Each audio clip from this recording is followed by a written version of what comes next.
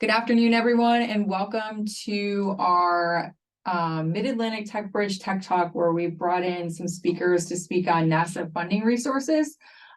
We ask that you keep yourself muted, your video off, and if you have questions throughout the presentation, we ask that you put them into chat, and we will get to them at the end of the presentation.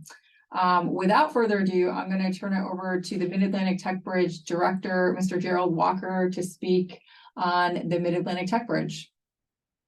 Thanks, Tina. First of all, I'd like to thank everyone for coming to this Tech Talk. I am very excited to hear what Katrina has to tell us about NASA, one of our very important and strategic assets here within the Hampton Roads community. But I'd like to tell you a little bit about the Mid-Atlantic Tech Bridge before we get into that. The Mid-Atlantic Tech Bridge is under the Office of Naval Research, NavalX Program Office. Our primary mission is to understand the regional technology ecosystem and the players within that. We focus primarily on what we call non-traditional. So that would be small businesses, startups, academic institutions, research organizations, non-DoD federal labs, those type of organizations, and understand the technologies and innovations they're working on and connecting them with the specific problem sets that we have from our sponsors in the Navy at the different warfare centers and within DoD at large. The Mid-Atlantic Tech Bridge is composed of 3 representatives from 3 different warfare centers. Myself from NavalX Atlantic Hampton Roads Detachment, Dr. Julie Stark from NSWC Carter Combatant Craft Division, and Joanne Pilcher from NSWC Dahlgren Dam Neck Activity. We thank you for attending. We have some QR codes there with our social media presences if you would like to reach out and find more information about the Mid-Atlantic Tech Bridge. And without further ado, I turn it back over to Tina. All right, thank you, Gerald. And next we're going to hear from Joe to speak about our PIA Partner 757 Collab. So Joe, over to you. Thank you, Tina. Good afternoon, everyone. My name is Joe D'Amelio. I am with, as Tina said, 757 Collab, and we are the PIA partner for the Mid-Atlantic Tech Bridge, helping to bring those non-traditional vendors to the DoD to kind of streamline that process. A little bit about Collab. There's 4 main pillars of our organization, as you can see on the slide. There's the 757 Startup Studios, which is a very early stage companies and startups who are just kind of starting out, and we give them co-working space for free for 6 months, as well as training programming for small business owners covering a wide array of different topics. And there's 25 different startups in every 6 months. So they're in an application phase. We bring them in, we get them trained, and then we continue that relationship. But two times a year it's open for applications. The next is 757 Accelerate, which is a kind of like the next level program that is designed for companies or small businesses that are further along and are in revenue earning and are attracted to investors. We bring them in for a 12-week intense program. We offer them $20,000 of non-dilutive funding and provide them specific targeted training.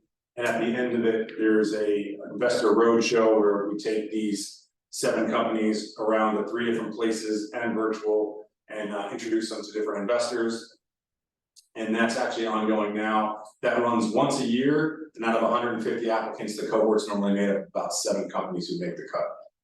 The next one is the 757 Angels, which is powered by Venture South. It's a recent partnership. They're one of the biggest angel investment groups in the country.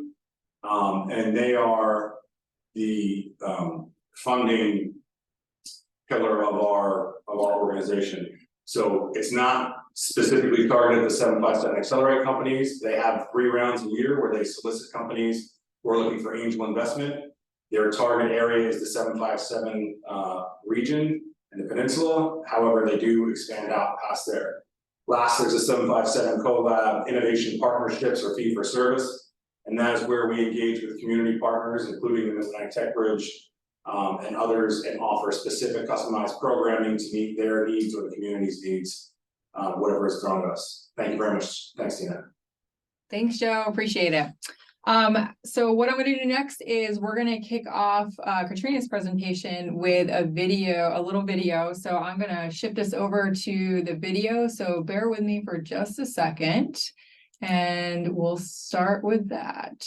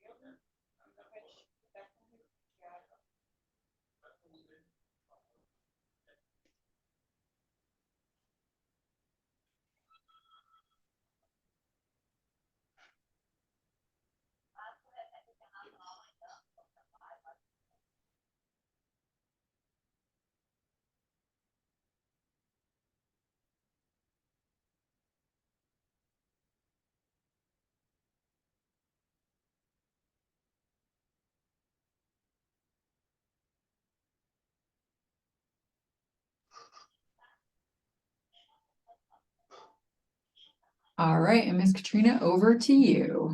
Thank you, Tina. Good afternoon, everyone. I'm Katrina Young, and I bring you greetings from NASA Langley Research Center and our Strategic Partnership Office. I am here to share with you a little bit about who we are at NASA Langley and our, as we call it, our SPO, or Strategic Partnership Office. And then I'll share with you more specifically about a program that I lead, which is the Technology Transfer Expansion Program. If you have questions, I'm assuming it's okay that we will address them after the presentation, but please do post them in the chat. I'll be glad to look forward to answering those. So next slide. So we just viewed the video about our partnerships. Just a little bit of context. There are 10 NASA centers across the US, and each of these 10 NASA centers have a partnership office or a partnership lead where we are actively looking to work with organizations, companies, academic institutions to help push and have our country, if you will, exceed in the areas of aeronautics, space exploration, science, and other technical or innovative areas. So we're looking forward to working with you, and thank you again for being on this call this afternoon. So next slide. Just a little bit of structure or how we are structured at NASA Langley in our Strategic Partnerships Office. Again, I'm with the T2X Technology Transfer Expansion Program. I also oversee another facet, which is the Technology Transfer University Program, again, which I'll talk more about. Our current director is Rosemary Bays, and our deputy director is Michelle Farabee. Our Strategic Partnerships Office is newly formed. It was formerly a part of our Strategic Analysis, Communications, and Business Development Office. And so within the last 6 or 7 months, we have reformulated to become the team that you see here on the screen, with Kim Middleton as our Tech Transfer Officer, Lena Little as our Regional Partnership Lead, Jennifer Vayudas, who leads our Partnership Agreement team. And so that, if you're not familiar with the partnership agreements, NASA has different instruments that we use to enter partnerships or collaborations, whether it's with business, industry, municipalities, academic institutions, and those instruments can be in the form of space grants, whether they are reimbursable or non-reimbursable Space Act agreements to lease agreements, et cetera. And then you'll hear from my colleague, Eileen Nelson, about SBIR and STTR later on. Next slide. Again, these are the 5 different areas that make up our Strategic Partnership Office, and I'll speak more about the T2X, T2U momentarily. Next slide.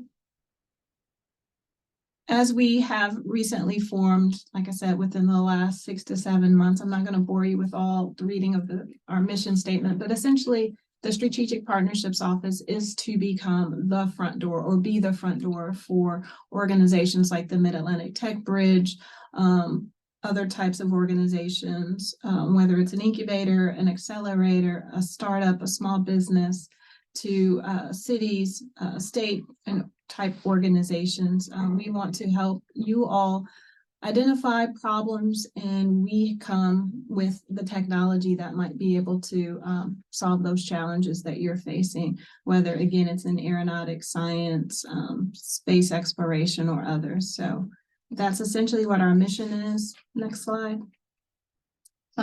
And we work collaboratively with these other types of organizations, whether it's across also DoD, but also other military organizations like Mid-Atlantic Tech Bridge.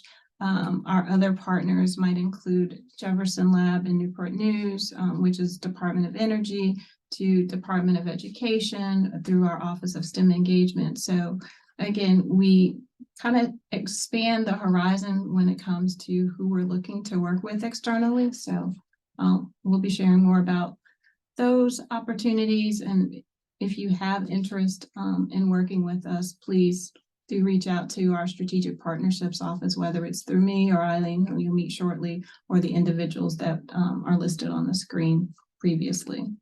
Next slide. Let's see. This, again, at NASA Langley, we have 3 core areas, and those are aeronautics, exploration, and science. And within each of those areas, there are very specific areas that we're working with. And so within aeronautics, it's unmanned aerial vehicles, on-demand mobility. And then with exploration, it's about Moon to Mars, returning humans to live and work on the moon for long periods of time. So we're looking at technologies that will accelerate that.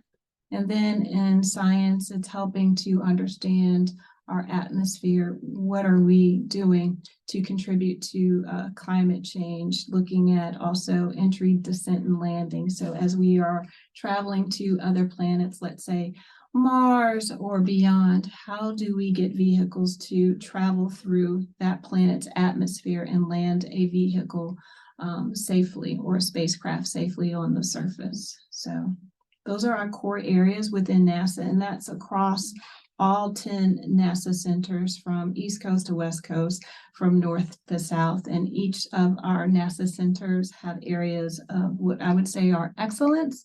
And at NASA Langley, some of our areas of our, again, excellence are when it comes to aeronautics, our structures and materials, as well as our contributions to space exploration. And for those who did not know, NASA Langley happens to be, as we like to say, the mother center. NASA actually was established here in the Hampton Roads area at NASA Langley some, what is it now, 60, almost 60 plus years ago, I think like 65 years ago. So we were where the space program was birthed. So we also hold that near and dear to our hearts. Next slide. So I'm here to share with you and answer this question: what can NASA do for you? What can NASA do for your organization? We are looking to partner with you all, with you on your endeavors through these different programs, through T2X, through the Technology Transfer Program, as well as through the SBIR programs that you'll hear more about. And I'll speak again more specifically to the T2X program. Next slide. I want to share with you, for those of you who are interested in reaching out and learning more specifically about our T2U program, this is our Technology Transfer Officer, Kim Middleton. Her contact information is there to the right. She welcomes your email or phone calls to find out more about our NASA IP, whether it's software or hardware. And NASA has over 1,200 different types of technologies that have been developed in the areas of structures and materials to sensors to biomedical field. So on the left-hand side is an example of a screenshot really of our NASA tech transfer portfolio that is broken out by category. So you are welcome to explore the website and look at the different technologies in each of those categories. And I will say that it is getting updated on a regular cadence as our technology is being developed by our subject matter experts, our engineers and scientists annually. So it's changing, it's growing annually. So I invite you to look at that as well. Next slide. I'll talk to you a little bit about, that's me and my contact information. Again, after you hear about tech transfer expansion, I invite and welcome your emails or phone calls as well. The Technology Transfer Expansion Program is relatively new. It's been developed within the last 5 or so years, where the emphasis is on understanding our region's ecosystem, looking at what types of businesses are in our area, what are the needs of those businesses, and how can we fill those needs by using NASA technologies. So we're here to help in that respect. We also seek to connect to entrepreneurs and startups and other types of businesses who are looking for innovation to excel their business or to create businesses around things from, let's say you have, I know in this area we have issues with flooding, for example, right? And so maybe you have an idea of how to solve the challenge around sea level rise or flooded streets. Well, is there a sensor that NASA has developed that would help us become aware of the problem sooner, faster, so that we can share that with our citizens and the community? So again, we have this portfolio of NASA developed technology that we would like for you all to take a look at as you're coming up with these problems. We want to be the solution that will help you make life better here on Earth as well. So essentially that's what tech transfer expansion is about. We have also different types of initiatives and partnerships, next slide, that we work with. For example, we work with incubators and accelerators to introduce them to our technologies, help entities like entrepreneurs do customer discovery around our technologies. So if you're also interested in that, we can talk more about collaboration. What you're looking at on the screen now is, again, our technology transfer portfolio. You can find this site at technology.nasa.gov, which is the URL at the top of the screen. And here you will find, as I mentioned, a plethora of NASA IP. This is on primarily the hardware side or processes. And you would come to this website. You can search it by center, or you can search it agency-wide, which is where it says view to the left. And so here, for example, upper left, you'd see communications. If you would click the link or that icon, it would take you to all the different types of NASA technologies that are communications based.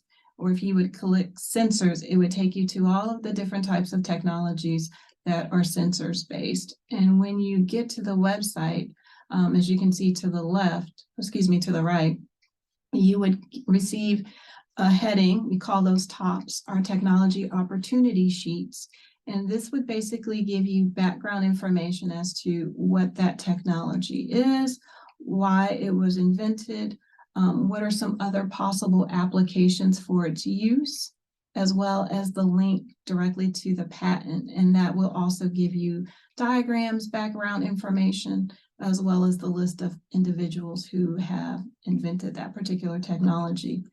If that technology is of interest to you, you are welcome to email me, contact me. We also have a team within Tech Transfer that's our technology portfolio managers, and they work very closely with the inventors as well and are knowledgeable about the technology, can help you answer questions. Because the other thing that we want you to do to use our technology is to license it. And so there's different ways that you, as a business entity, an entrepreneur, or an organization, can license our technology.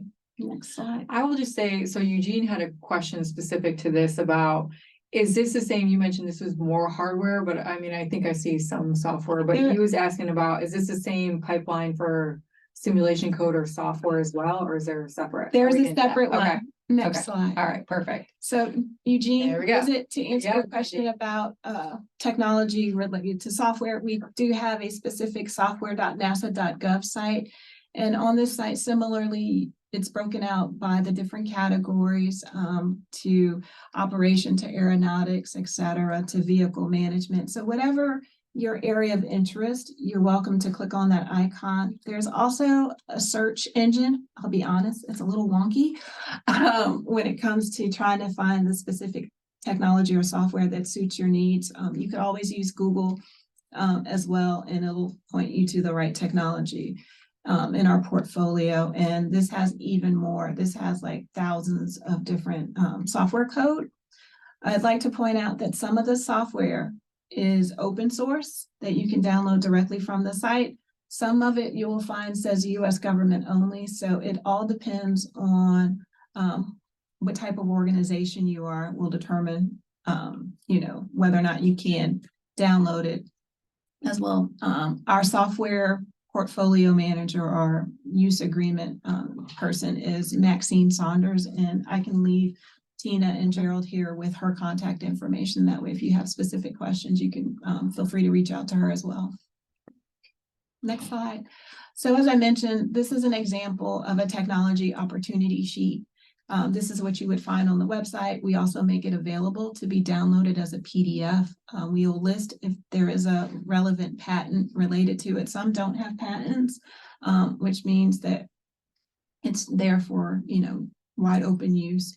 But on there, again, you'll see the different benefits, the possible applications, a general description, and the link to the patent, which will let you have more information, the diagrams, et cetera. Again, in order to use these technologies, we require that you license the technology from us. And depending on what type of organization or entity you are, may help determine what type of license agreement that you would enter in with NASA. Next slide. We do have a great resource on the website for those of you who aren't familiar with what a NASA license is or how to license a NASA technology from us. We have different types of license. One is a startup license. Just as it sounds, it's for startup entities who've been in business for at least 3 years, and we offer that license to you at no cost for up to 3 years, and I'll explain more in a few more slides. We also have an evaluation license. We like to refer to that in tech transfer as the test it before you buy it. And then we have what's called the standard or the commercial license, and those can be exclusive, meaning that you and your entity or company will be the only one to use that particular technology for that particular application. And then we have non-exclusive, which is what we use more commonly. Next slide.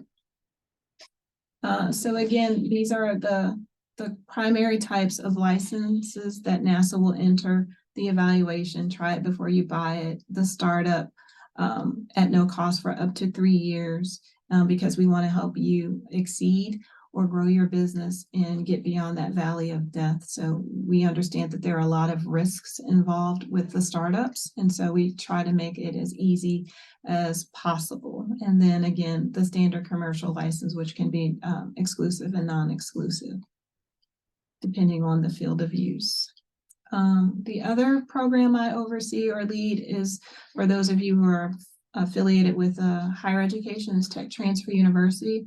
And this is where we work with the faculty and students early on to plant that entrepreneurial seed as students are learning how to establish business, develop business plans, do their market value type, proposition type research.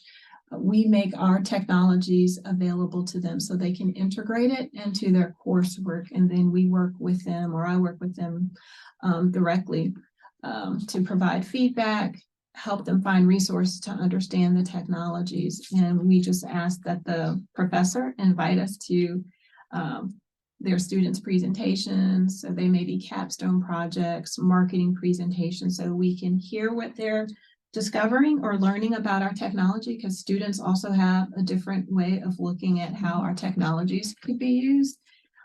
And then we also will sometimes invite the inventors to also be a part of the program. So as you can see on the screen, we have more than 50 different colleges and universities across the United States working with us collaboratively. And the caveat to Tech Transfer University is that you have to be a U.S. Institution, whether it's 2 or 4 years. Next slide. Oh, that's okay. So I think that would conclude my presentation about tech transfer expansion and T2U. This was my placeholder for Eileen. Okay, perfect. Eileen, I'm gonna move over to your slides though, because I feel, yeah, right, perfect. And I just heard you loud and clear. So... Okay, good. That was gonna be my first first question. Good, good, good. Perfect. Well, over to you, Eileen. Thank you. Awesome, thank you. And I would like to say thank you so much for having us today. I'm sorry that I cannot be there in person, but I appreciate you all being flexible. So as it says, I am Eileen Nilsson. I manage our SBIR STTR program here at NASA Langley. You can go to the next slide. Yeah, so we are pioneers, and the first thing I want to acknowledge, we are all pioneers. So whether you are an entrepreneur or a researcher, the reason that you're here and learning about SBIR and tech transfer is because you want to push the boundaries of technology and see where it can take us, right? It's inspiring, and so we're excited to join forces with folks to make this happen. So this program can be an excellent jumping off point for innovation. NASA is ambitious. We do want to go back to the moon and then to Mars, but we're not just all about space. We have 5 main mission directorates. There's aeronautics, exploration systems, science, space operations, space technology. So many of our small businesses and research institutions are also solving challenges that directly impact us here on Earth, like technology to help us better understand Earth's climate, advanced uncrewed aerial vehicles for improved communications, and even retinal implants that can improve treatment for retinal degeneration. So sometimes technologies start out for use in space, but then come back to benefit us here. An example is like aerogels, originally developed to keep rocket fuels cool, are now used in some of the Camelback bottles. So the possibilities, how we see it, are endless. So we've provided funding in every state, including Puerto Rico and DC, investing around $200 million in America's small businesses. So when we hear back from our community about the growth they experience from our initial seed funding, whether that's in the size of a company, the revenue, or how far their technologies progress, it reminds us exactly of why this program exists. So next slide, just a quick, this is our mission and our vision, to create opportunities through this program, leverage small businesses' knowledge for technology development. It's really sort of a win-win situation for the small businesses, and what I'll soon talk about, the research institutions and NASA. Next slide, please. Okay, so what is SBIR, STTR? So SBIR is the Small Business Innovation Research Program. It's a highly competitive program that encourages domestic small businesses to engage in federal research, R&D that has the potential for commercialization. So through this competitive award process, SBIR enables small businesses to explore their technology potential, provide incentive to profit from commercialization, and let's see. And so it is a federally mandated program. I don't know if I've said that. So every year there are funds that are set aside and guaranteed for our programs. So SBIR, that's for small businesses. STTR, similarly for small businesses, but it expands funding opportunities in the federal innovation area for research institutions. So central to the STTR program is the expansion of the public-private sector partnership. That includes the joint venture opportunities between small business and nonprofit research institutions. So the unique feature of the STTR program is the requirement for the small business to formally collaborate with a research institution in phase 1 and also in phase 2. So STTR's most important role is actually to bridge the gap between performance of basic science and commercialization of resulting in innovations.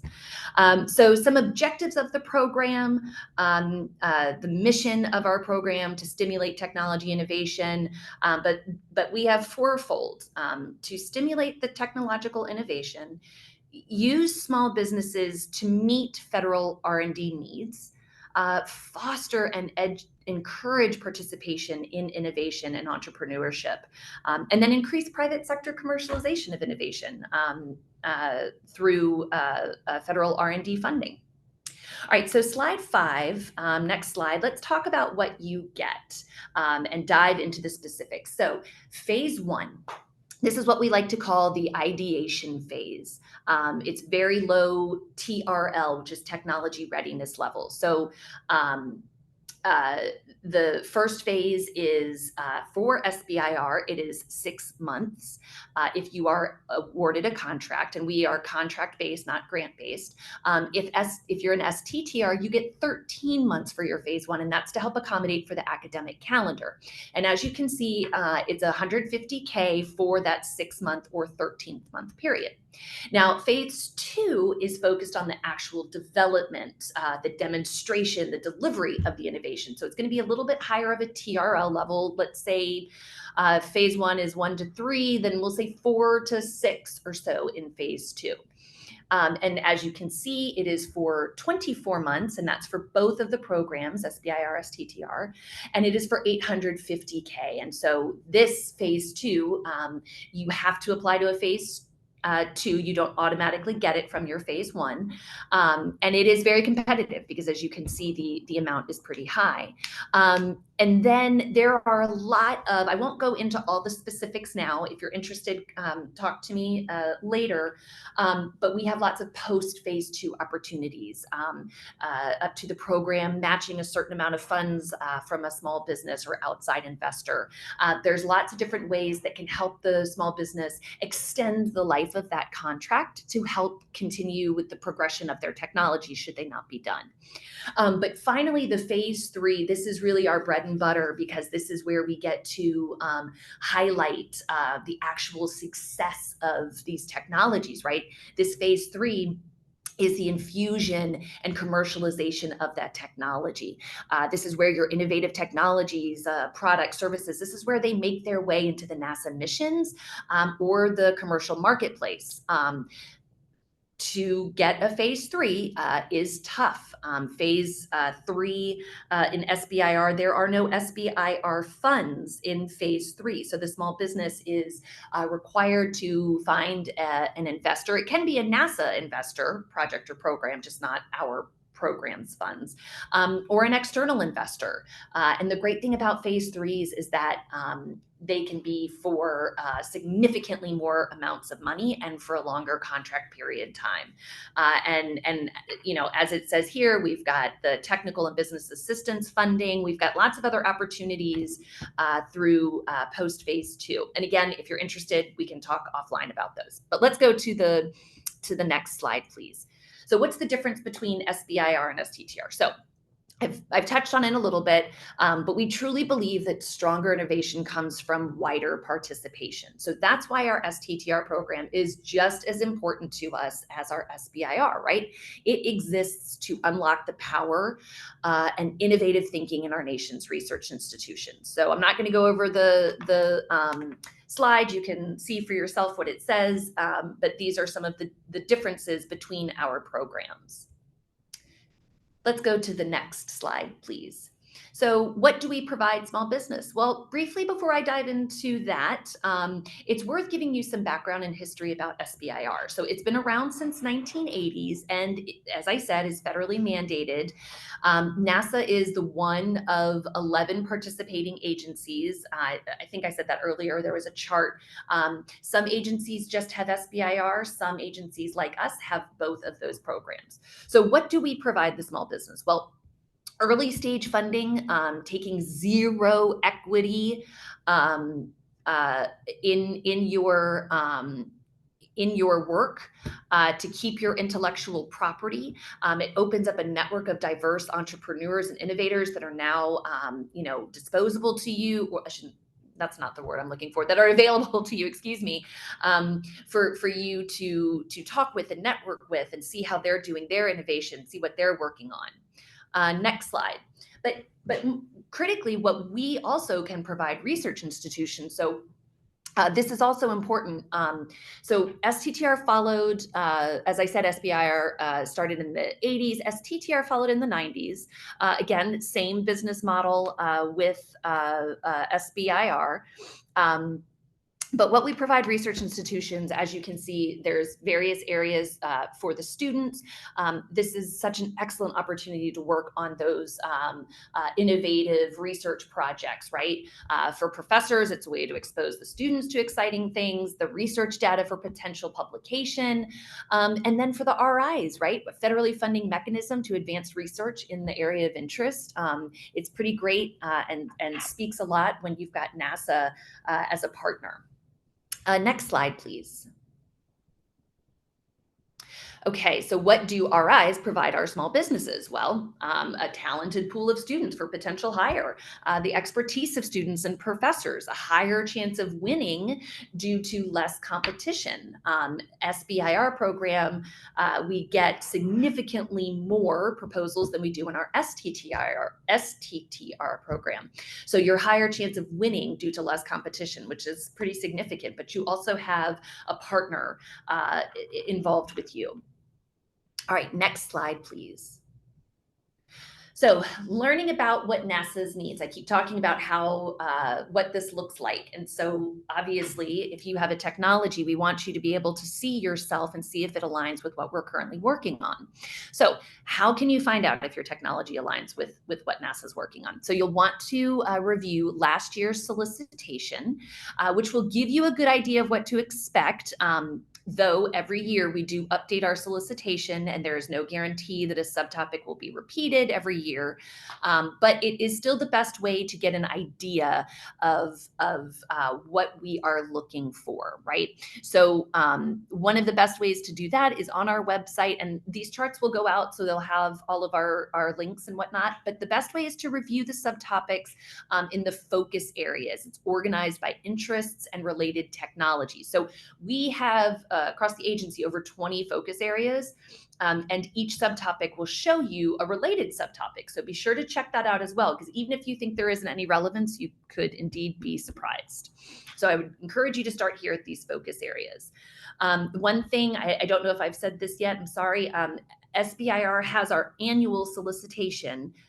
It goes out once a year, usually in mid-January. It's open for 60 days, at which point we are under a blackout period. We are not able to talk about the solicitation or anything with our small businesses. And once the proposals have all been submitted, we go through an extensive review and selection cycle to review these proposals, rank them, and determine which ones are going to be best for our projects and programs. Okay, next slide, please. So this just gives you a look at our 2023 Phase 1 award. So earlier this year, back in June, which is usually when we announce our annual Phase 1 awards, out of 300 selected proposals total across the agency, Langley received 42 awards. Langley brought in approximately $6.3 million investment into the technology development at our center. So the image on the left shows where Langley ranks among the other NASA centers. We are consistently third, which is excellent for the size of our center compared to the others. And the image on the right shows where the small businesses are located around the nation.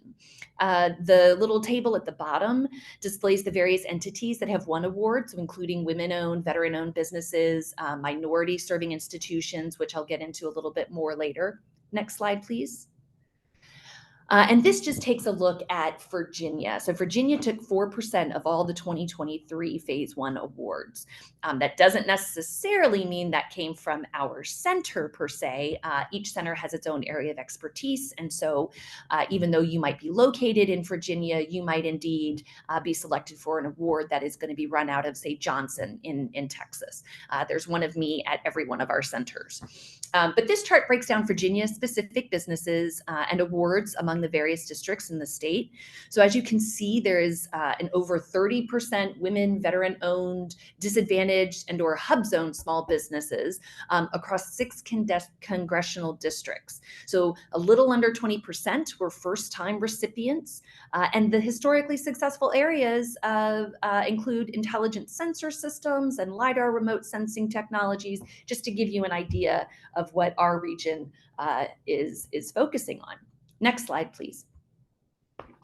All right, so infusion, so investing in your technology is a win for all. So first, with your help, we can accomplish NASA's many ambitious missions, right? So for example, as the chart shows, the NASA Perseverance rover has several science missions and functions with numerous areas of focus, including detection of extinct life, collection of Martian soil samples. The 8 technologies highlighted in this image were each developed in part with the NASA SBIR STTR program, which is super cool. This is such a great visual. It gives you an idea of how important our program is for this mission. Next slide, please.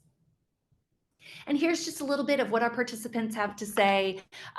You know, I won't read through them, but as you can imagine, we are able to provide funding for small businesses. Sometimes it's a one-person show in their garage, coming up with a technology, right? And so our seed funding really opens up a door of opportunities for these small businesses. Next slide, please. All right, so how to participate in our program. Next slide. So I want to mention here that NASA SBIR and STTR programs, we recognize that diversity leads to the greatest innovations. So we encourage all types of small businesses and nonprofit research institutions to join, including those from underrepresented groups such as women-owned, minority-serving institutions, veteran-owned small businesses. And as I said, again, you will be getting these slides, so you'll be able to access these links. But these are the folks that can join. You have to be considered a small business. That's 500 employees or less. Obviously, for STTR, have to have a nonprofit research institution. Next slide, please. Okay, so where to start? Again, this is a lot, but you will get all of this information. So as you saw, the 2023 Phase 1 award slide earlier, how do I get on that list of 2024 awardees? Well, here's where you can start. We have obviously our website. We have our annual solicitation that you can download. We have a newsletter. This is actually a great time if you've looked through our 2023 solicitation and you find that there might be an alignment with your technology, with what was being offered last year or what was needed last year. You can get in touch with me or my team, and we can try to set up a meeting with that subtopic manager, that NASA SME, who can talk to you one-on-one. Obviously, they can't tell you what to put in your proposal and all that stuff, but they can let you know if your technology is needed. They can let you know if that is something that NASA is working on, needs help with. They can talk to you more in depth about your technology, and you can get a better idea on whether it's something you should propose for. Next slide. So we do have other resources. Next slide, please. So this program is new. This SBIR Ignite program is new. Last year, we kicked off this opportunity. And this one fuels the entrepreneurial community to help shape the aerospace market. So it was so successful last year that we opened it up again this year. This solicitation is open. It opened up July last year, this year as well. So I'm assuming that's going to be the cadence going forward. But July through about September is when that solicitation is open. This funding opportunity helps make companies and their technologies more attractive to private sector investors. If you have a commercially viable technology idea, you can use NASA as a stepping stone to your path towards commercial success. Some of the topics from the past solicitations, the past two, have included low-cost photovoltaic arrays for space, technologies using NASA data to foster climate resilience. The award amounts are the same as the mainline SBIR, STTR solicitation, but there are some differences, such as the proposal length requirements and the opportunity to engage with NASA panel. If your proposal is down selected, there's also less than 10 subtopics, which is much, much smaller than our mainline solicitation.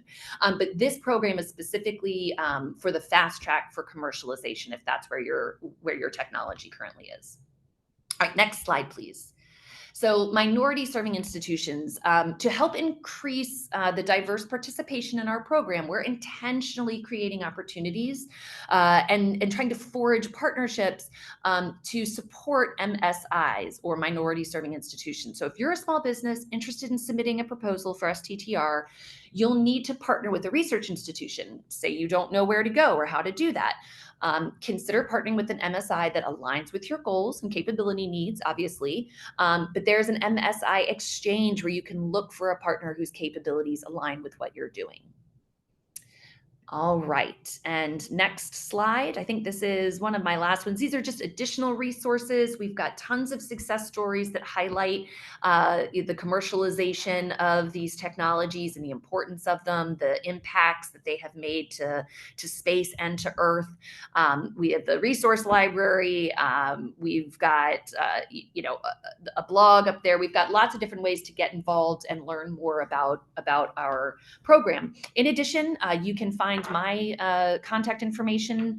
Well, it'll be on these slides, but you'll also find it on the website, as well as the contact information for my counterpart at every additional center. And we are here to help. We love our job. We love working with small businesses. It's such a win-win.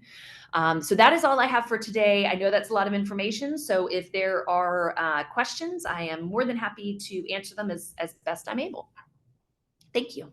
Thank you so much, Eileen. Yeah, great presentations, lots of good information.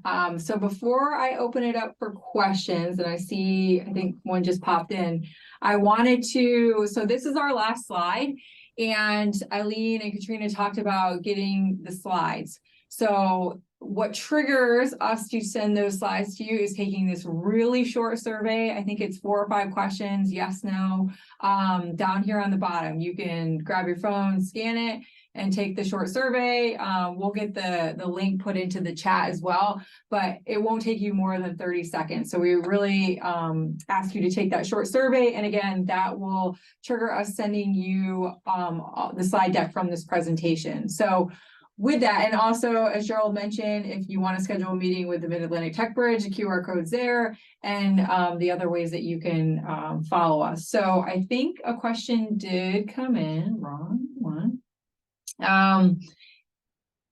Okay, and I think this will probably be for you, Eileen, and you might be able to see that on there, but I'll read it from Eugene. Sure, great. Thank you. Is it permitted, encouraged to participate in multiple SBIR opportunities with multiple agencies, say NASA and DARPA, wind up approving SBIR sitter application? How would we deconflict? And they are a UAV startup. Yep. Yeah, Eugene, that is a great question. Thank you for asking that. As a small business, you may apply to as many of our SBIR subtopics as you would like. Obviously, each proposal will be different. You cannot submit the same proposal, but you can submit as many as you would like. And there isn't a limit on how many might be chosen. We do have multiple firms that win multiple SBIR awards during our various solicitations. You may also have an SBIR. I know in I think military world it's SBIR, but you can have multiple SBIRs, one with NASA, one with National Science Foundation, one with DoD. So that's also not a problem. The other thing, once you get involved more in our phase 1 or phase 2s, we can leverage other SBIRs from other government agencies here at NASA as well. So that's really cool. So great question. Yeah, Eileen, and I think just to put on what you said, you can, and across Navy, NASA, any of those 11 federal agencies, you can't, the government is not going to pay you to do the same work. So, but usually they're different use cases. It can be the same baseline technology, but the government is not going to pay you to do the same work that you did for NASA and then do it for the Navy. But again, same technology, likely different use cases, and that's fine, but just understand they will specifically ask that on the application, so you can't do the same work and get paid for it. That's exactly right. Twice. Yep. Did you have a question? I have a question. I don't think there's any more online. You can go first. Okay, Eileen, I wanted to ask you, so as you mentioned, and couldn't agree more, SBIR sitters extremely competitive. And I think I love what you said about engaging with the TPOCs ahead of time. I think that's great advice, but I wanted to see if you had 1 or 2 other either pieces of advice for companies when it comes to like the proposal that, where you've seen those 300 companies be really successful, or you can go the opposite direction and be like, this is where we see a lot of companies getting disqualified with their submissions. If you've seen any trends maybe recently that would help some of these small businesses really make sure their proposal is strong, the strongest it can be for you to then review. Yeah, that's another great question. Thank you for asking that. So I will say that we understand that as a small business, you could be 1 person or you could be 499 people. But that writing proposals takes time, right? So I'm not going to come at you and say, oh, you should apply to these 7 or 8 proposals and hope one sticks, because we know that takes time and you need quality. So for our first time proposers, we do want to stress, we have seen, I don't know percentages, forgive me, but we have seen first time proposers not be selected, right? But they will come back for the next phase one or another opportunity, and they've learned a little bit more through continuing to write those proposals. The one thing, and this is probably true with any government agency or situation, but follow the directions to the T. If it asks for an entire page, a full page of whatever, provide a full page. To be fair to everybody, we cannot just assume. So if something is not in your proposal about how exactly you're going to get it done, or what the facility is that you're going to use, or how it's going to be delivered, our reviewers will not assume. They will, it's not in there, so they cannot give it the rating that they would. So be as specific as possible. Don't be scared to say, here are some of the challenges we might come up against. Our reviewers know that there's going to be challenges. We expect that. There's a little bit of risk in all of this, and that is good and healthy. But not addressing them makes us wonder if you don't know that they exist, right? So it's okay to address those concerns or challenges. Follow it to the T. Make sure that you have a strong commercial plan or idea, right? In phase one, we obviously know it's going to take about 3.5 years or so to successfully get to a phase 3. And that's the path that we hope everyone takes. And so in order to at phase 1, you may not know what your commercialization plan is 100%, but our program is designed to get technologies built and on the market. So we want to know and see that you have a commercially viable idea and or product. And the last thing I will say is that if you submit and you are not selected, please come back and submit again for the following year. It is often that we have folks come back after having gone through the process and lessons learned, and their awards are selected. Great. Thank you, Eileen, for that. That was great. Great advice. And then I see we had a question come in from Steve for you again. If I'll read it, but it's in the chat. So is the SBIR head position, I'm assuming he's referring to Eileen, the best place to start on finding a NASA customer for transition? Or do we reach out to program managers? For example, if I have a de-risking solution for Artemis on lunar power, tall lunar towers. That was a mouthful. So did you find it? The SBIR head position, Steve, I don't know if you're asking head position, does that mean me? And you could come off if you can. Yeah, he said yes. Okay, yeah. Yes. So yes, that actually is the best place to start. Our subtopic managers are not listed. They do change sometimes, so they are not listed in our solicitation. So the best way is to come reach out to me. Of course, if you have a small business that you're aware of, you can also send them to us. But I would be the best place to start to get you connected to those SMEs.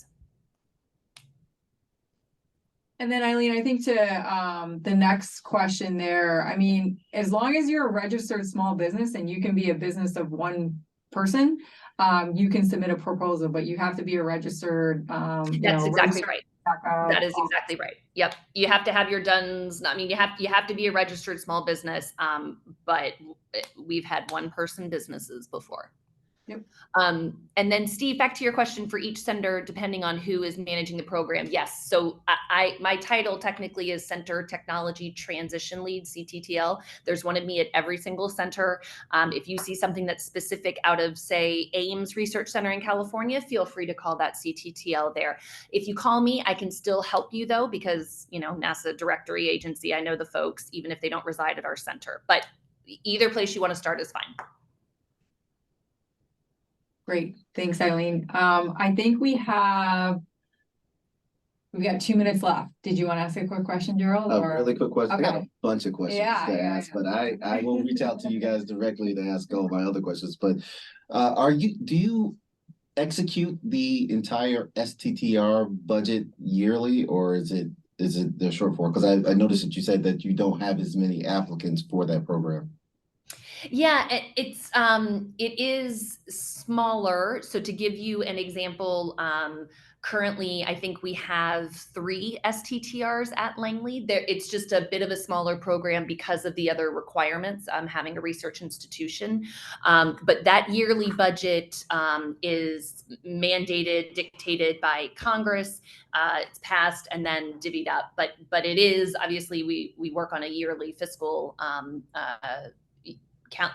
fiscal calendar year. But I don't know if that answers your question, but it is an annual budget for both programs.